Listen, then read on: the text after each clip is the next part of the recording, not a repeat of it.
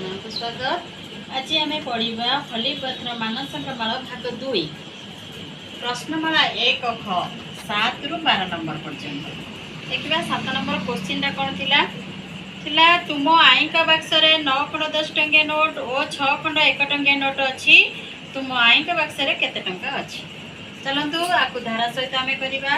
କ'ଣ ଲେଖିବା ନା ତୁମ ଆଈଙ୍କ ବାକ୍ସରେ 9 ଖଣ୍ଡ 10 ଟଙ୍କିଆ ନୋଟ୍ ଅର୍ଥାତ୍ 10 ଗୁଣନ 9 ସମାନ 90 ଟଙ୍କା ଓ 6 ଖଣ୍ଡ 1 ଟଙ୍କିଆ ନୋଟ୍ ଅର୍ଥାତ୍ 1 ଗୁଣନ 6 ସମାନ 6 ଟଙ୍କା। ତେବେ ତାପରେ କ'ଣ କରିବା ନା ତେବେ 90 ଟଙ୍କା ଆମେ ପାଇଥିଲେ ପ୍ରଥମେ କ'ଣ 9 ଖଣ୍ଡ 10 ଟଙ୍କିଆ ତାହେଲେ 90 ଟଙ୍କା ଦେନ୍ ପାଇଥିଲେ 6 ଟଙ୍କା ତାହେଲେ 90 ଯୁକ୍ତ 6 ସମାନ 96 ଟଙ୍କା। ତାର ଆମର ଅଧିକ ଟଙ୍କା ହେଲା। ଅତଏବ ଆଈଙ୍କ ବାକ୍ସରେ 96 ଟଙ୍କା ଅଛି। ଦେନ୍ 8 ନମ୍ବର କ'ଣ ଥିଲା? 32 ଟଙ୍କା ସମାନ କେତେ 10 କେତେ 1 ଟଙ୍କା? 32 ଟଙ୍କା ସମାନ 32 ଦେଖ 3 10 ଘରେ ଅଛି ଆଉ 2 1 ଘରେ ଅଛି। ତେଣୁକରି 3 10 ଓ 2 1 ଟଙ୍କା। 9 ନମ୍ବର ଗୋଟିଏ ଗେଣ୍ଡୁ ଫୁଲରେ 6 10 ଓ 4 1ଟି ପାଖୁଡ଼ା ଥିଲା। ଗେଣ୍ଡୁ ଫୁଲରେ କେତୋଟି ପାଖୁଡ଼ା ଥିଲା? ଦେଖନ୍ତୁ ଗୋଟିଏ ଗେଣ୍ଡୁ ଫୁଲରେ 6 10 ଅର୍ଥାତ୍ 10 ଗୁଣନ 6 6 10 ଘରେ ତେଣୁ 10 ଗୁଣିଲେ 10 ଗୁଣନ 6 ସମାନ 60 ଓ 4 1ଟି ଅର୍ଥାତ୍ 4 1 ଘରେ ତାହେଲେ କେତେ 4 1ଟି 1 ଗୁଣନ 4 ସମାନ 4ଟି ହେଲା। ତେବେ 60 ଯୁକ୍ତ 4 ଆମର କେତେ ହେଲା ନା 64।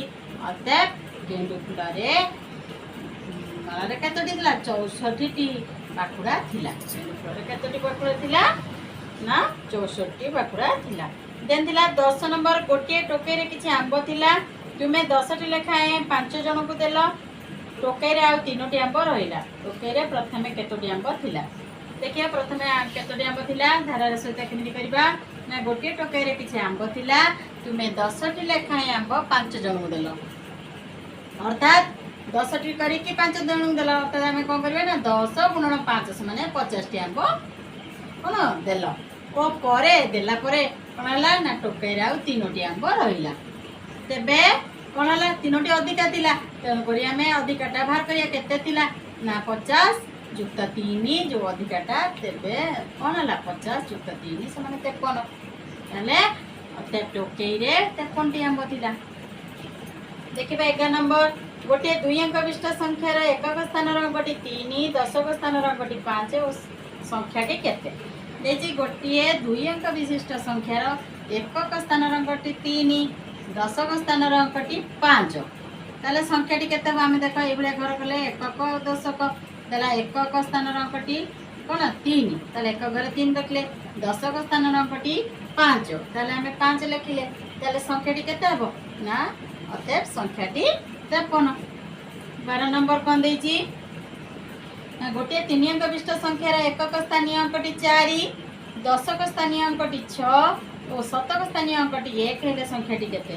ଦେଖ ଗୋଟିଏ 3 ଅଙ୍କ ବିଶିଷ୍ଟ ସଂଖ୍ୟାର ଏକକ ସ୍ଥାନୀୟ ଅଙ୍କଟି ଦେଲା 4 ଦଶକ ସ୍ଥାନୀୟ ଅଙ୍କଟି ଦେଲା 6 ଓ ଶତକ ସ୍ଥାନୀୟ ଅଙ୍କଟି ଦେଲା 1। ତାହେଲେ ଆମେ ଏଇଭଳି ଏକକ ଦଶକ ଶତକ ଘର ଆମେ କାଟିଦେଲେ ଦେଖିବା ଏକ ଘରେ 4 ଥିଲା 10 ଘରେ 6 ଥିଲା ଆଉ 100 ଘରେ ବା 7 ଘରେ କେତେ ଥିଲା ନା 1। ଅତଏବ ସଂଖ୍ୟାଟି କେତେ ହେବ ନା 164। ପିଲାମାନେ ଆଜି ପ୍ରଶ୍ନମାଳା 1 ଖ ସରିଗଲା। ଦେନ୍ ଆମେ 2 କ ନେକ୍ସଟ ପିରିୟଡ଼ରେ ଆମେ ପଢ଼ାଇବା ପ୍ରଶ୍ନମାଳା 2 କ। ଆଜି ପାଇଁ ରହିଲି ଟିକେ